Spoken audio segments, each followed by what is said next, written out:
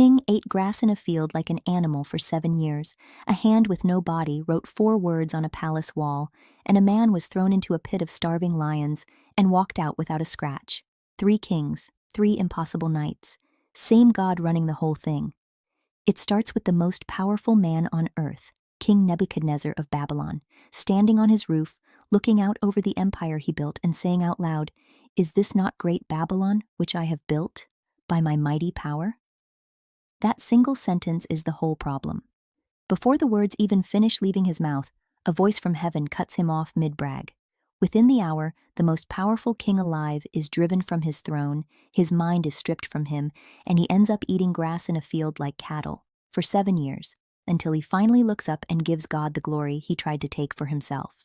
Welcome back. I'm so glad you're here. This is day 209, working through the one story that leads to Jesus reading plan from BibleProject.com.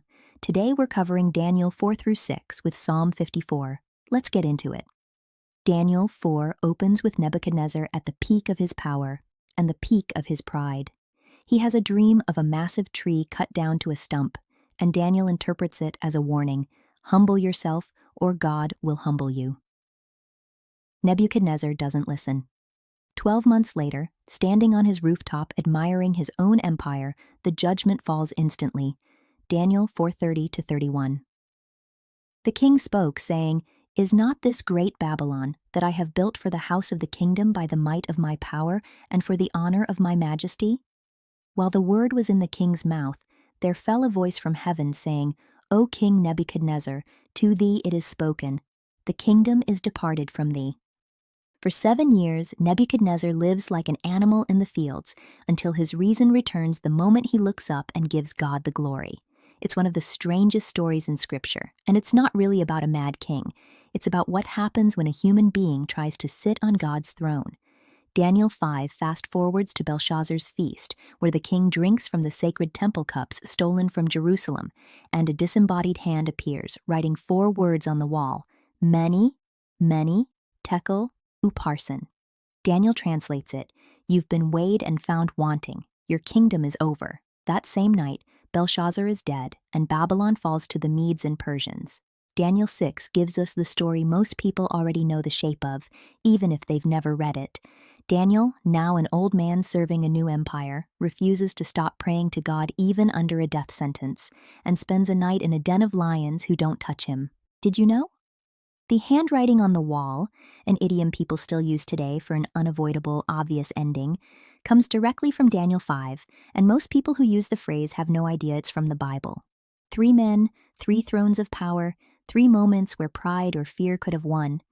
Where is God asking you to humble yourself before he has to humble you, or to stay faithful in a small, unseen way, even when it costs you? Which moment hit you hardest today? The king who lost his mind, the writing on the wall, or the lion's den? Drop it below. Nebuchadnezzar's dream of a tree. Chapter 4. King Nebuchadnezzar, to the nations and peoples of every language who live in all the earth, may you prosper greatly. It is my pleasure to tell you about the miraculous signs and wonders that the Most High God has performed for me. How great are his signs, how mighty his wonders. His kingdom is an eternal kingdom. His dominion endures from generation to generation. I, Nebuchadnezzar, was at home in my palace, contented and prosperous. I had a dream that made me afraid. As I was lying in bed, the images and visions that passed through my mind terrified me. So I commanded that all the wise men of Babylon be brought before me to interpret the dream for me. When the magicians, enchanters, astrologers, and diviners came, I told them the dream, but they could not interpret it for me. Finally, Daniel came into my presence, and I told him the dream. He is called Belteshazzar, after the name of my God, and the spirit of the holy gods is in him. I said, "Belteshazzar, chief of the magicians, I know that the spirit of the holy gods is in you, and no mystery is too difficult for you. Here is my dream. Interpret it for me." These are the visions I saw while lying in bed. I looked, and there before me stood a tree in the middle of the land. Its height was enormous. The tree grew large and strong, and its top touched the sky. It was visible to the ends of the earth. Its leaves were beautiful, its fruit abundant, and on it was food for all. Under it the wild animals found shelter, and the birds lived in its branches. From it every creature was fed. In the visions I saw while lying in bed, I looked, and there before me was a holy one, a messenger coming down from heaven. He called in a loud voice, "Cut down the tree and trim off its branches, strip off its leaves and scatter its fruit. Let the animals flee from under it and the birds from its branches, but let the stump and its roots, bound with iron and bronze, remain in the ground, in the grass of the field. Let him be drenched with the dew of heaven, and let him live with the animals among the plants of the earth. Let his mind be changed from that of a man, and let him be given the mind of an animal, till 7 times pass by for him." The decision is announced by messengers. The holy ones declare the verdict, so that the living may know that the Most High is sovereign over all kingdoms on earth and gives them to anyone he wishes and sets over them the lowliest of people. This is the dream that I, King Nebuchadnezzar, had. Now, Belteshazzar, tell me what it means, for none of the wise men in my kingdom can interpret it for me. But you can, because the spirit of the holy gods is in you. Daniel interprets the dream. Then Daniel, also called Belteshazzar, was greatly perplexed for a time, and his thoughts terrified him. So the king said, "Belteshazzar, do not let the dream or its meaning alarm you." Belteshazzar answered, "My lord, if only the dream applied to your enemies and its meaning to your adversaries. The tree you saw, which grew large and strong, with its top touching the sky, visible to the whole earth, with beautiful leaves and abundant fruit, providing food for all, giving shelter to the wild animals, and having nesting places in its branches for the birds. Your Majesty, you are that tree. You have become great and strong. Your greatness has grown until it reaches the sky, and your dominion extends to distant parts of the earth. Your Majesty saw a holy one, a messenger coming down from heaven and saying, 'Cut down the tree and destroy it, but leave the stump, bound with iron and bronze, in the grass of the field, while its roots remain in the ground. Let him be drenched with the dew of heaven, let him live with the wild animals, until 7 times pass by for him.' This is the interpretation, Your Majesty, and this is the decree the Most High has issued against my lord the king. You will be driven away from people and will live with the wild animals. You will eat grass like the ox and be drenched with the dew of heaven. 7 times will pass by for you until you acknowledge that the Most High is sovereign over all kingdoms on earth and gives them to anyone he wishes. The command to leave the stump of the tree with its roots means that your kingdom will be restored to you when you acknowledge that heaven rules. Therefore, Your Majesty, be pleased to accept my advice. Renounce your sins by doing what is right, and your wickedness by being kind to the oppressed. It may be that then your prosperity will continue." The dream is fulfilled. All this happened to King Nebuchadnezzar. 12 months later, as the king was walking on the roof of the royal palace of Babylon, he said, "Is not this the great Babylon I have built as the royal residence, by my mighty power and for the glory of my majesty?" Even as the words were on his lips, a voice came from heaven. "This is what is decreed for you, King Nebuchadnezzar. Your royal authority has been taken from you. You will be driven away from people and will live with the wild animals. You will eat grass like the ox. 7 times will pass by for you until you acknowledge that the Most High is sovereign over all kingdoms on earth and gives them to anyone he wishes." Immediately what had been said about Nebuchadnezzar was fulfilled. He was driven away from people and ate grass like the ox. His body was drenched with the dew of heaven until his hair grew like the feathers of an eagle and his nails like the claws of a bird. At the end of that time, I, Nebuchadnezzar, raised my eyes toward heaven, and my sanity was restored. Then I praised the Most High. I honored and glorified him who lives forever. His dominion is an eternal dominion. His kingdom endures from generation to generation. All the peoples of the earth are regarded as nothing. He does as he pleases with the powers of heaven and the peoples of the earth. No one can hold back his hand or say to him, "What have you done?" At the same time that my sanity was restored, my honor and splendor were returned to me for the glory of my kingdom. My advisors and nobles sought me out, and I was restored to my throne and became even greater than before.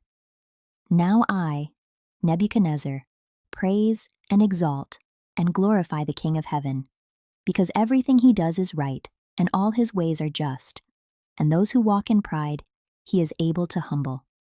Chapter 5. The Writing on the Wall. King Belshazzar gave a great banquet for 1,000 of his nobles and drank wine with them. While Belshazzar was drinking his wine, he gave orders to bring in the gold and silver goblets that Nebuchadnezzar his father had taken from the temple in Jerusalem, so that the king and his nobles, his wives, and his concubines might drink from them. So they brought in the gold goblets that had been taken from the temple of God in Jerusalem, and the king and his nobles, his wives, and his concubines drank from them. As they drank the wine, they praised the gods of gold and silver, of bronze, iron, wood, and stone. Suddenly, the fingers of a human hand appeared and wrote on the plaster of the wall near the lampstand in the royal palace. The king watched the hand as it wrote. His face turned pale, and he was so frightened that his legs became weak and his knees were knocking. The king summoned the enchanters, astrologers, and diviners. Then he said to these wise men of Babylon, "Whoever reads this writing and tells me what it means will be clothed in purple and have a gold chain placed around his neck, and he will be made the third highest ruler in the kingdom." Then all the king's wise men came in, but they could not read the writing or tell the king what it meant. So King Belshazzar became even more terrified, and his face grew more pale. His nobles were baffled. The queen, hearing the voices of the king and his nobles, came into the banquet hall. "May the king live forever," she said. "Don't be alarmed. Don't look so pale.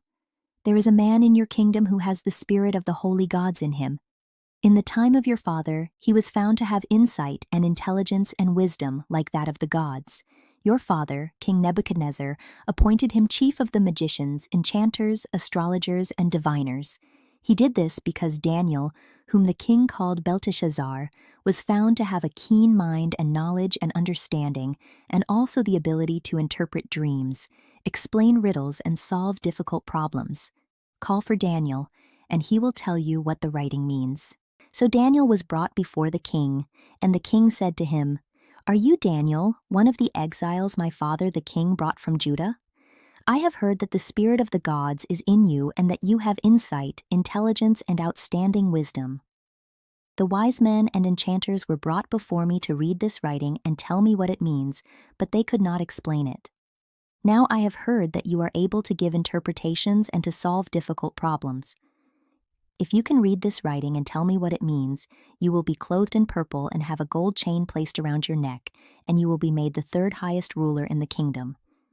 Then Daniel answered the king, "You may keep your gifts for yourself and give your rewards to someone else. Nevertheless, I will read the writing for the king and tell him what it means. Your Majesty, the Most High God gave your father Nebuchadnezzar sovereignty and greatness and glory and splendor. Because of the high position he gave him, all the nations and peoples of every language dreaded and feared him. Those the king wanted to put to death, he put to death. Those he wanted to spare, he spared. Those he wanted to promote, he promoted, and those he wanted to humble, he humbled. But when his heart became arrogant and hardened with pride, he was deposed from his royal throne and stripped of his glory. He was driven away from people and given the mind of an animal. He lived with the wild donkeys and ate grass like the ox, and his body was drenched with the dew of heaven, until he acknowledged that the Most High God is sovereign over all kingdoms on earth and sets over them anyone he wishes. But you, Belshazzar, his son, have not humbled yourself, though you knew all this. Instead, you have set yourself up against the Lord of heaven. You had the goblets from his temple brought to you, and you and your nobles, your wives, and your concubines drank wine from them. You praised the gods of silver and gold, of bronze, iron, wood, and stone, which cannot see or hear or understand. But you did not honor the God who holds in his hand your life and all your ways. Therefore he sent the hand that wrote the inscription. This is the inscription that was written, Mene, Mene, Tekel, Parsin. Here is what these words mean. Mene. God has numbered the days of your reign and brought it to an end. Tekel. You have been weighed on the scales and found wanting. Peres. Your kingdom is divided and given to the Medes and Persians. Then at Belshazzar's command, Daniel was clothed in purple, a gold chain was placed around his neck, and he was proclaimed the third highest ruler in the kingdom. That very night, Belshazzar, king of the Babylonians, was slain, and Darius the Mede took over the kingdom at the age of 62. Daniel in the den of lions, chapter 6. It pleased Darius to appoint 120 satraps to rule throughout the kingdom, with 3 administrators over them, one of whom was Daniel. The satraps were made accountable to them so that the king might not suffer loss. Now Daniel so distinguished himself among the administrators and the satraps by his exceptional qualities that the king planned to set him over the whole kingdom. At this, the administrators and the satraps tried to find grounds for charges against Daniel in his conduct of government affairs, but they were unable to do so. They could find no corruption in him, because he was trustworthy and neither corrupt nor negligent. Finally, these men said, "We will never find any basis for charges against this man Daniel unless it has something to do with the law of his God." So these administrators and satraps went as a group to the king and said, "May King Darius live forever." The royal administrators, prefects, satraps, advisors, and governors have all agreed that the king should issue an edict and enforce the decree that anyone who prays to any god or human being during the next 30 days, except to you, your majesty, shall be thrown into the lion's den. Now, your majesty, issue the decree and put it in writing so that it cannot be altered, in accordance with the law of the Medes and Persians, which cannot be repealed. So King Darius put the decree in writing. Now when Daniel learned that the decree had been published, he went home to his upstairs room where the windows opened toward Jerusalem. 3 times a day he got down on his knees and prayed, giving thanks to his God, just as he had done before. Then these men went as a group and found Daniel praying and asking God for help. So they went to the king and spoke to him about his royal decree. "Did you not publish a decree that during the next 30 days anyone who prays to any god or human being except to you, your majesty, would be thrown into the lion's den?" The king answered, "The decree stands, in accordance with the law of the Medes and Persians, which cannot be repealed." Then they said to the king, "Daniel, who is one of the exiles from Judah, pays no attention to you, your majesty, or to the decree you put in writing. He still prays 3 times a day." When the king heard this, he was greatly distressed. He was determined to rescue Daniel and made every effort until sundown to save him. Then the men went as a group to King Darius and said to him, "Remember, your majesty, that according to the law of the Medes and Persians, no decree or edict that the king issues can be changed." So the king gave the order, and they brought Daniel and threw him into the lion's den. The king said to Daniel, "May your God, whom you serve continually, rescue you." A stone was brought and placed over the mouth of the den, and the king sealed it with his own signet ring and with the rings of his nobles, so that Daniel's situation might not be changed. Then the king returned to his palace and spent the night without eating and without any entertainment being brought to him, and he could not sleep. At the first light of dawn, the king got up and hurried to the lion's den. When he came near the den, he called to Daniel in an anguished voice, "Daniel, servant of the living God, has your God, whom you serve continually, been able to rescue you from the lions?" Daniel answered, "May the king live forever. My God sent his angel, and he shut the mouths of the lions. They have not hurt me because I was found innocent in his sight, nor have I ever done any wrong before you, your majesty." The king was overjoyed and gave orders to lift Daniel out of the den. And when Daniel was lifted from the den, no wound was found on him, because he had trusted in his God. At the king's command, the men who had falsely accused Daniel were brought in and thrown into the lion's den along with their wives and children. And before they reached the floor of the den, the lions overpowered them and crushed all their bones. Then King Darius wrote to all the nations and peoples of every language in all the earth, "May you prosper greatly. I issue a decree that in every part of my kingdom people must fear and reverence the God of Daniel. For he is the living God and he endures forever. His kingdom will not be destroyed. His dominion will never end. He rescues and he saves. He performs signs and wonders in the heavens and on the earth. He has rescued Daniel from the power of the lions." So Daniel prospered during the reign of Darius and the reign of Cyrus the Persian. Thank you for spending part of your day in God's Word with me. If this reading is feeding your soul, please like, subscribe, and share it with someone who needs it today. Tomorrow we continue in Daniel, chapters 7 to 9 with Psalm 55. Until then, remember, the God who humbled a king, judged a feast, and shut the mouths of lions is still on the throne over every impossible night you're facing. God bless you, and I will see you in the Word tomorrow.